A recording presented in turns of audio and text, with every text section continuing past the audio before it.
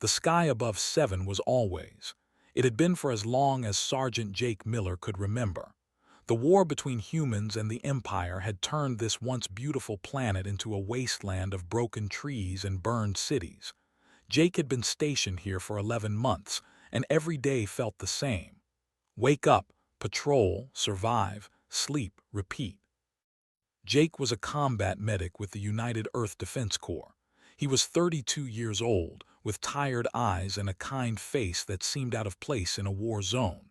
Before the war, he had been a paramedic in a small town in Nebraska. He had joined the military because he wanted to help people, not because he wanted to fight. But war did not care what you wanted. War only cared about survival. On this particular morning, Jake was leading a small patrol through what used to be a forest. The trees were black and dead, their branches reaching up toward the sky like skeleton fingers. His squad moved quietly through the ash and debris. They were looking for enemy scouts, checking for any signs of movement in the area. They were unlike any species humanity had ever encountered. They were tall and beautiful, with skin that looked like living crystal. Their eyes glowed like stars, and they moved with a grace that made them seem almost like ghosts. But they were also proud and powerful, and they had been at war with humanity for nearly 10 years. Millions had died on both sides, and there was no end in sight. Jake was walking ahead of his squad when he saw the smoke. It was rising from a small valley about half a mile away. He raised his hand to signal his team to stop, then brought his binoculars to his eyes. Through the lenses, he could see the wreckage of a ship. It was design, sleek and silver, but now it was broken and burning. "Looks like a transport ship," said Private Danny Cole, a young soldier who had only been on the planet for 3 weeks. "Must have been shot down." Jake nodded slowly. "Could be survivors, could be a trap. We should report it and wait for orders." That was the protocol. That was what they were supposed to do, but something made Jake hesitate. He kept looking at the wreckage, and he felt a strange pull in his chest. He could not explain it, but he knew he had to go down there. "Stay here," he said to his squad. "I am going to take a closer look." "Sarge, that is not a good idea," Danny said. "If there are survivors, they will be hostile." Jake shook his head. "Just give me 10 minutes. If I am not back, call it in." Before anyone could argue, Jake started walking toward the valley. He moved carefully, keeping low and watching for any movement. The closer he got to the wreckage, the more destruction he saw. The ship had hit the ground hard, breaking into several pieces. Fire was still burning in some areas, and the smell of smoke filled the air. Jake approached the main section of the ship with his weapon raised. He did not want to fight, but he had to be ready. He moved around a large piece of twisted metal and stopped suddenly. His heart nearly stopped too. There, trapped under a heavy beam, was a child. Jake could see her crystalline skin glowing faintly in the light. She was small, maybe 6 or 7 years old in human terms. Her eyes were wide with fear, and silver tears were running down her face. Silver blood was pooling beneath her body. She was hurt badly. Jake lowered his weapon immediately. He looked around quickly, checking for any adult who might be nearby, but there was no one. The child was alone. For a moment, Jake did not know what to do. This was the enemy. Every protocol, every order, every training session told him to report this and walk away. They would not hesitate to kill a human child if they found one. Why should he be any different? But then the child looked at him. Her glowing eyes met his, and he saw something that broke his heart. He saw fear. He saw pain. He saw a little girl who did not understand why the world was hurting her. Jake put his weapon on the ground and moved toward her slowly. "Hey," he said softly. "Hey, it is okay. I am not going to hurt you." The child did not understand his words, but she seemed to understand his tone. She stopped crying for a moment and watched him with wide eyes. Jake knelt beside her and examined the beam that was trapping her legs. It was heavy, but he thought he could lift it. He positioned himself carefully and took a deep breath. Then he pushed with all his strength. The metal groaned and shifted, and Jake pushed harder. Finally, the beam moved enough for him to pull the child free. She cried out in pain as he moved her, and Jake felt his heart ache. He could see that her legs were badly injured. He opened his and began working quickly. He cleaned her wounds and wrapped them with bandages designed for human skin, hoping they would work on physiology too. The silver blood slowed, and the child's breathing became more steady. "There you go," Jake whispered. "You are going to be okay." He did not know if that was true. He did not know if he was making a terrible mistake. But as he looked at the small, fragile creature in his arms, he knew he could not have made any other choice. Jake picked her up gently and started walking back toward his squad. The child wrapped her tiny arms around his neck and held on tightly. She was shaking with fear and cold, so Jake held her closer to share his warmth. When he reached his squad, Danny and the others stared at him with wide eyes. "Sarge," Danny said slowly, "what are you doing?" Jake looked at the child in his arms, then back at his squad. "She is just a kid," he said simply. "She was scared and hurt. I could not leave her there." Nobody argued. Nobody said anything at all. They just watched as their sergeant, a man they had seen save dozens of human lives, carried an enemy child through the dead forest like she was made of glass. The war had taught them many things about hate, but in that moment, Jake Miller taught them something about humanity that they would never forget. And in his arms, the little girl closed her eyes and fell asleep, feeling safe for the first time since her world had crashed around her. Jake carried the child for 3 hours through the dead forest. His arms ached and his legs burned, but he did not stop. Every time he thought about resting, he felt her small fingers grip his uniform a little, and he found the strength to keep moving. His squad followed behind him in silence. They did not understand what their sergeant was doing, but they trusted him. Jake had saved many of their lives over the past 11 months. If he said this child needed help, then she needed help. They reached the neutral medical station just before sunset. The station was a small building on the edge of the war zone, run by an independent humanitarian group. It was one of the few places where both humans and could receive medical care without fear of being killed. The doctors there did not care about politics or war. They only cared about saving lives. A human doctor named Grace met them at the entrance. She was a small woman with short hair and sharp eyes that had seen too much suffering. When she saw what Jake was carrying, her eyes widened in surprise. "And child," she asked, "where did you find her?" "Crashed ship," Jake said, his voice tired. "She was the only survivor. Her legs are badly injured." Grace looked at the child for a long moment, then nodded. "Bring her inside, quickly." Jake followed the doctor into the medical station. The building was small and crowded, filled with patients from both sides of the war. Humans lay in beds next to, all of them too hurt to fight. It was strange to see enemies lying so close together, but pain had a way of making species equal.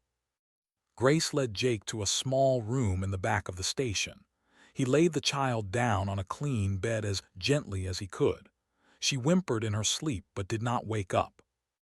"I did what I could with Jake said, "but I do not know anything about medicine." Grace examined the child carefully. "You did good work," she said. "The bleeding has stopped and her vital signs are stable. She is lucky you found her when you did." Jake felt a wave of relief wash over him.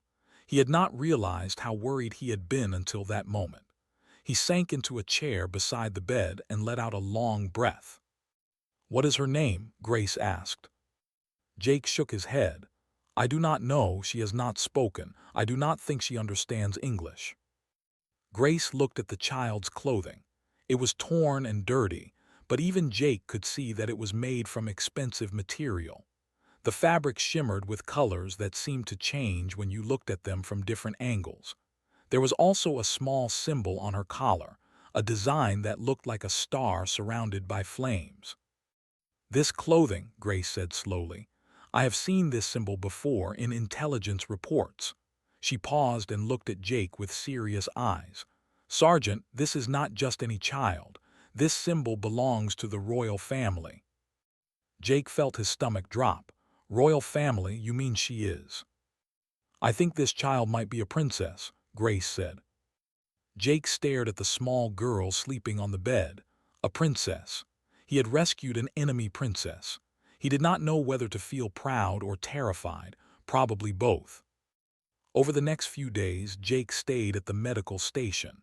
He could not explain why, but he felt responsible for the child.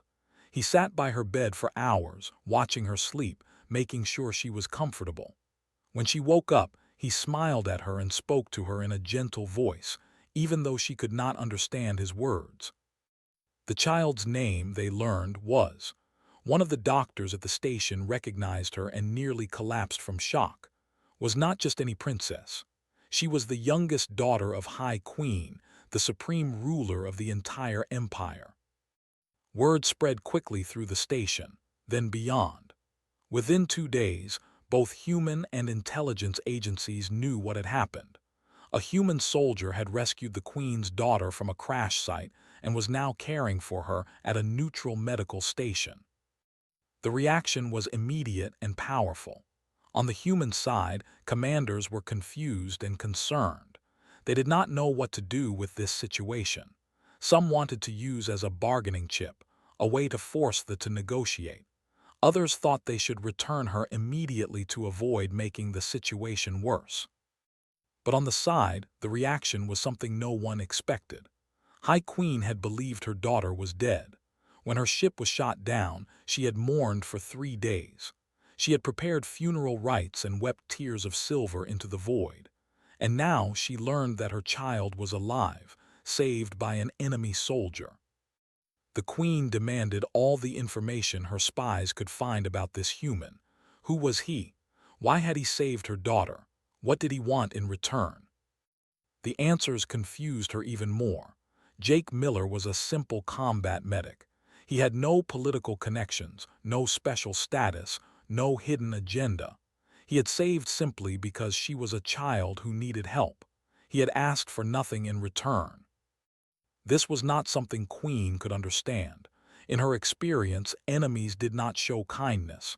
They used every advantage they could find. They took hostages. They made demands. But this human had done none of those things. He had simply held her daughter in his arms and carried her to safety. Meanwhile, at the medical station, Jake was unaware of the storm his actions had created. He spent his days talking to, teaching her simple English words and making her laugh with silly faces. The little girl had started to trust him. She called him Jay because she could not quite say his full name, and she smiled whenever he entered the room. One evening, as Jake was reading a story from an old picture book he had found, Grace came into the room with a serious expression on her face. "Sergeant Miller," she said quietly, "you need to come with me. There is a message for you." Jake looked at, who was already falling asleep with the book in her hands. He tucked a blanket around her small body and followed Grace to the communication room. On the screen was a face he had never seen before. A woman, tall and beautiful, with eyes that glowed like twin suns. She wore a crown of silver light on her head, and her expression was impossible to read. "Sergeant Jake Miller," the woman said, her voice echoing through the room like music. "I am High Queen of the Empire. I understand you have something that belongs to me." Jake swallowed hard. His life was about to change forever. Jake stood frozen in front of the screen. The most powerful being in the Empire was staring at him, and he had no idea what to say. His heart was beating so fast that he could hear it in his ears. "Your Majesty," he managed to say, his voice was shaking. Yes, Princess is here, she is safe." Queen studied him through the screen. Her glowing eyes moved over his face, searching for something. Jake did not know what she was looking for, but he tried to stand straight and look honest. It was not hard. He had nothing to hide. "My daughter's ship was shot down by your people," the Queen said. Her voice was calm, but there was pain underneath it. "When I heard the news, I believed she was dead. I mourned her. I prepared her funeral." She paused. And then I learned that a human soldier had pulled her from the fire and carried her to safety." Jake nodded slowly. "She was hurt and scared. I could not leave her there." The Queen was silent for a long moment. Jake felt like she was looking into his soul. Finally, she spoke again. "I am sending a ship to the neutral station. It will arrive in 6 hours. You will bring my daughter to me personally, Sergeant Miller. I wish to meet the human who saved her life." Before Jake could respond, the screen went dark. He stood there for several seconds, trying to understand what had just happened. Then Grace put a hand on his shoulder. "Well," she said quietly, "it seems you have an appointment with the Queen." 6 hours later, Jake stood at the entrance of the medical station within his arms. The little girl was much better now. Her legs were healing and she could walk with help. But when she heard that Jake was taking her to see her mother, she refused to let go of him. "Jay comes too," she said in her broken English. "Jay is my friend."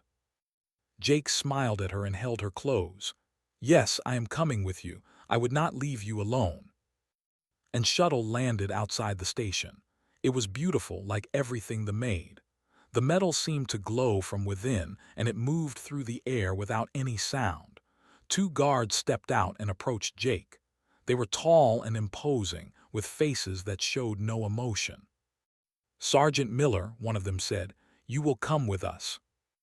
Jake nodded and followed the guards onto the shuttle. The inside was even more beautiful than the outside. Everything was smooth and clean, with soft lights that changed color as they moved, seemed relaxed and happy. She pointed at different parts of the ship and told Jake what they were called in her language. The shuttle flew for nearly an hour before it reached the Queen's flagship. Jake had seen warships before, but only from a distance, usually while they were shooting at him. Up close, the flagship was enormous. It stretched across the stars like a sleeping giant, covered in lights that made it look like a piece of the galaxy itself. When they landed, more guards were waiting for them. They led Jake through long hallways made of crystal and light. Others stopped and stared as they passed. Jake knew what they were thinking. A human here in the heart of their empire. It was unthinkable. Finally, they reached a massive door that opened slowly as they approached. Behind it was the throne room. Jake had never seen anything so beautiful in his life. The room was vast, with a ceiling so high that he could barely see it. Stars seemed to float in the air around him, and the walls glowed with soft silver light. At the far end of the room sat Queen on a throne made of pure crystal. She was even more impressive in person than she had been on the screen. Her skin glowed with an inner light, and her eyes burned like small suns. She wore a gown that seemed to be made of liquid silver, and her crown was a circle of stars that floated above her head. She was ancient and powerful and beautiful, and Jake felt very small standing in front of her. But then something wonderful happened. The moment saw her mother, she let out a cry of joy. She pulled away from Jake and ran across the room as fast as her healing legs could carry her. Queen rose from her throne and caught her daughter in her arms. "Mama," cried, wrapping her arms around her mother's neck. "Mama, I missed you." Jake watched as the most powerful woman in the galaxy held her child and wept. Silver tears ran down his face as she pressed her lips to his forehead again and again. In that moment, she was not a queen. She was just a mother who had gotten her daughter back. After a long moment, looked up at Jake. Her eyes were still wet with tears, but there was something else there now, something like wonder. "Come forward, human," she said. Jake walked toward the throne, his boots echoing in the silent room. He stopped a few feet away from the Queen and lowered his head respectfully. "Sergeant Jake Miller," said, "my advisors have told me everything they could find about you. You are a healer, a man who saves lives. You have no political power, no wealth, no special status in your military." Jake nodded. "That is correct, Your Majesty." "Then tell me," the Queen said, her voice soft but intense, "why did you save my daughter? You could have left her to die. You could have taken her hostage and demanded payment. You could have used her as a weapon against my empire. But you did none of those things. You carried her through enemy territory, risking your own life to keep her safe. Why? Jake looked at who was still holding onto her mother. The little girl smiled at him, her eyes full of love and trust. Then he looked back at the queen. Because she was just a kid, Jake said simply.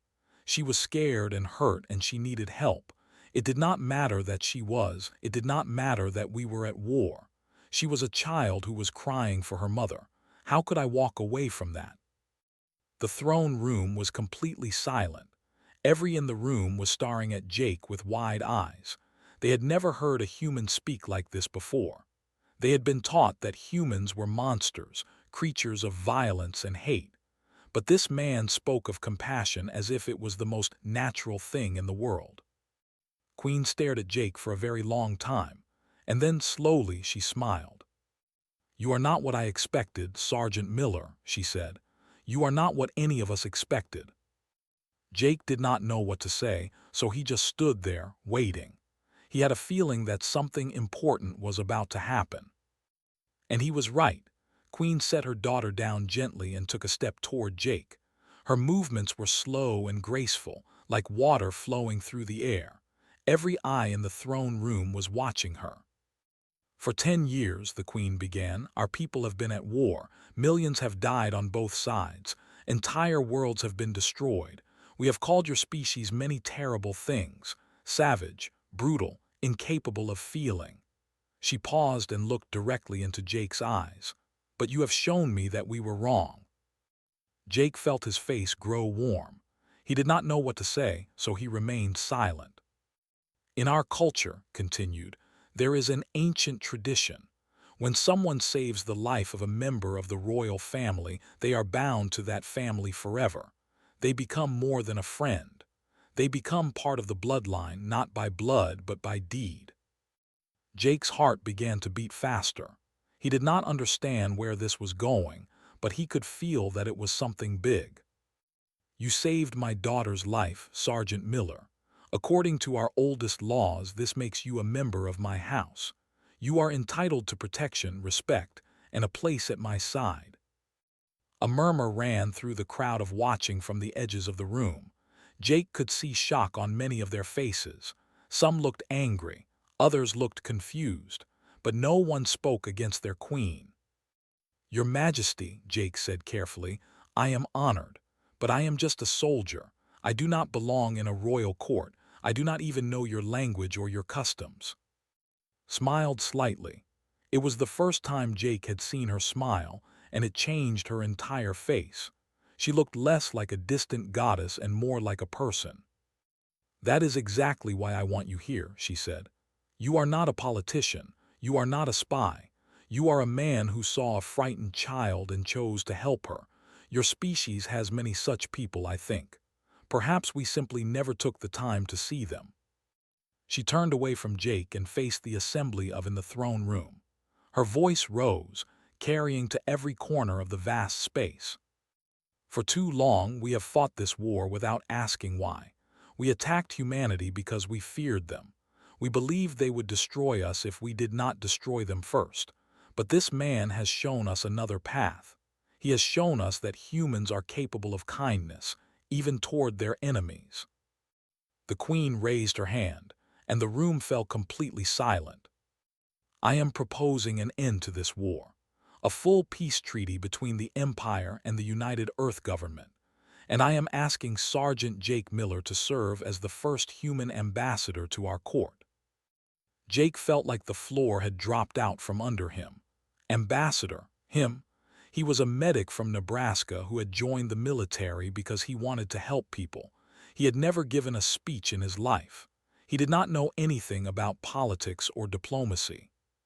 "Your Majesty," he said, his voice barely above a whisper, "I am not qualified for this." "You are the most qualified person in the galaxy," replied, "because you do not want power. You do not want fame.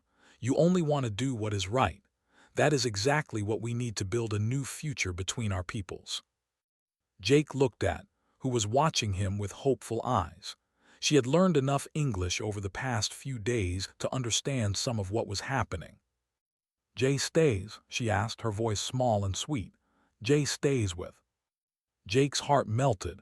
How could he say no to that face? But there was more. Queen stepped closer to him and lowered her voice so that only he could hear. There is something else I wish to offer you, she said. Something that goes beyond politics and treaties. Jake waited, his breath caught in his throat. Has not stopped talking about you since she woke up, said. She calls you her brave friend. She says you made her feel safe when everything was dark and scary. She has never connected with anyone so quickly before. The Queen's eyes softened, and for a moment Jake saw not a ruler but a mother who loved her child deeply. I would like you to be her guardian, said, her protector, not as a servant but as a member of our family. You would have a title, a home in our palace, and the respect of our entire empire. You would help raise my daughter and teach her about your people. Jake was speechless.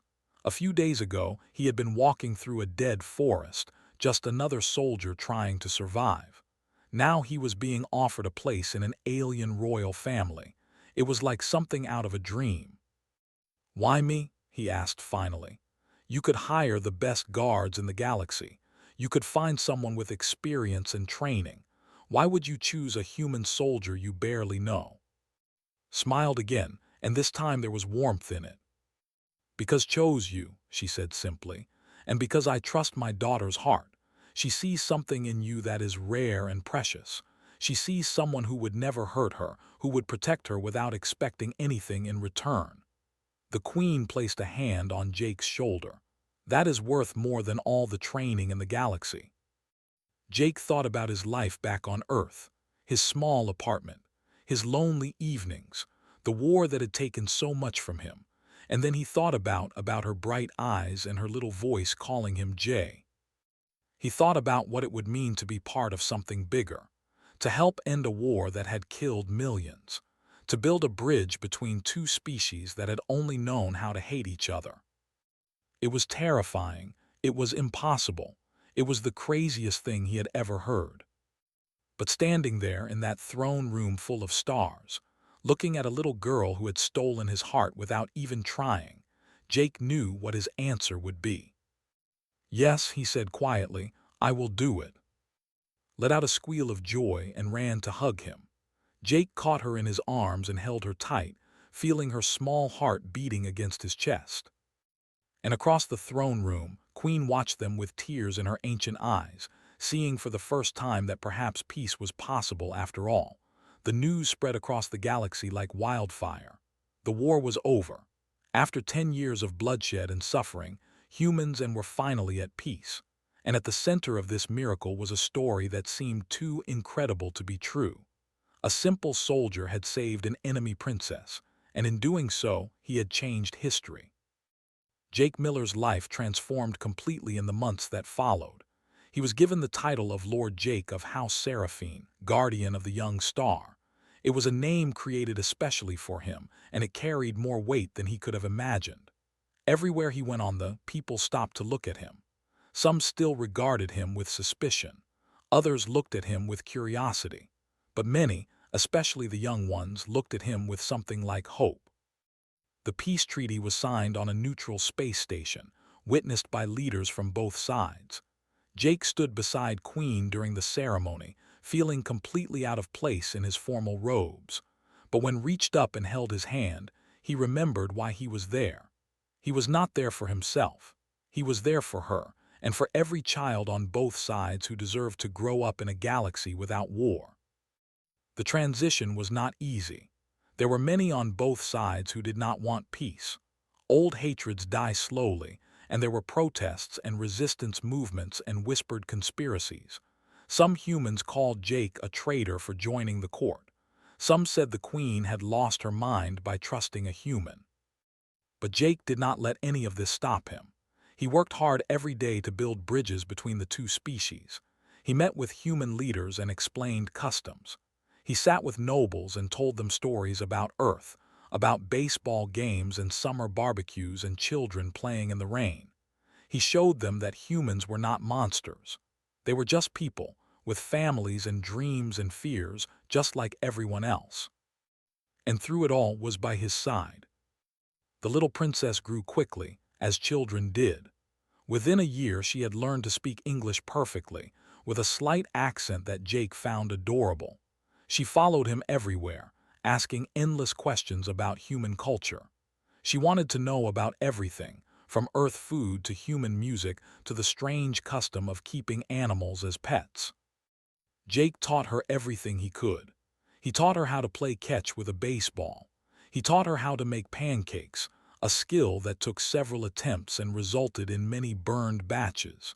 He taught her about kindness and courage and the importance of treating everyone with respect, no matter who they were. In return, taught Jake about her world. She showed him the crystal gardens where went to meditate. She took him to see the singing waterfalls that produced music so beautiful it could make you cry. She taught him her language, laughing gently every time he mispronounced a word. They became more than guardian and princess. They became family. Queen watched their bond grow with quiet satisfaction. She had made the right choice by bringing Jake into her household. Her daughter was happier than she had ever been, and the human had proven himself worthy of her trust 1,000 times over. He was patient and kind and endlessly devoted to us. Years passed. The galaxy slowly healed from the wounds of war. Trade routes opened between human and worlds. Cultural exchanges became common. Young people from both species studied together, worked together, and eventually even formed friendships and relationships that would have been unthinkable a decade earlier. Jake became a symbol of this new era. He gave speeches at universities and conferences, always speaking in his simple, honest way about the importance of compassion. He never claimed to be a hero. He always said he was just a guy who had done what anyone would do, but people knew the truth. Not everyone would have done what Jake did. That was what made him special. On the 10th anniversary of the peace treaty, a celebration was held on the leaders from across the galaxy gathered to mark the occasion. There were speeches and music and fireworks that lit up the sky with colors no human eye had ever seen. Jake stood on a balcony overlooking the celebration, watching the crowds below. He was 52 years old now, with hair and lines on his face that told the story of his incredible life. Beside him stood, now a young woman of 16, tall and graceful and beautiful like her mother. "Do you ever miss it?" asked him. "Earth, I mean your old life." Jake thought about the question carefully. He thought about his small apartment in Nebraska, about the paramedic job he had loved, about the friends and family he had left behind so long ago. He still visited Earth sometimes, and it always felt good to feel grass under his feet and smell the familiar air. "Sometimes," he admitted, "but my home is here now with you." Smiled and leaned her head against his shoulder. "I am glad you stayed," she said softly. "I cannot imagine my life without you in it." Jake put his arm around her and looked up at the stars. Somewhere out there, human and ships were flying side by side, exploring the galaxy together. Children were growing up without ever knowing what it felt like to fear someone just because they were different. The future was bright and full of possibility. "You know," Jake said thoughtfully, "when I pulled you out of that wreckage all those years ago, I never could have imagined any of this. I was just trying to help a scared little girl." Looked up at him with those starlight eyes that he had come to love so much. "That is exactly why it worked," she said. "You were not trying to change the galaxy. You were just trying to do the right thing, and that is the most powerful force in the universe." Jake laughed softly and squeezed her shoulder. She was wise beyond her years, this daughter of his heart. Below them, the celebration continued, a testament to what could happen when people chose kindness over hatred.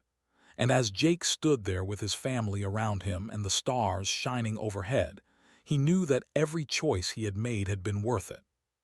The war was over. The healing had begun. And it had all started with a simple soldier who refused to leave a crying child behind. That was the power of humanity. That was their gift to the galaxy. And it would never be forgotten.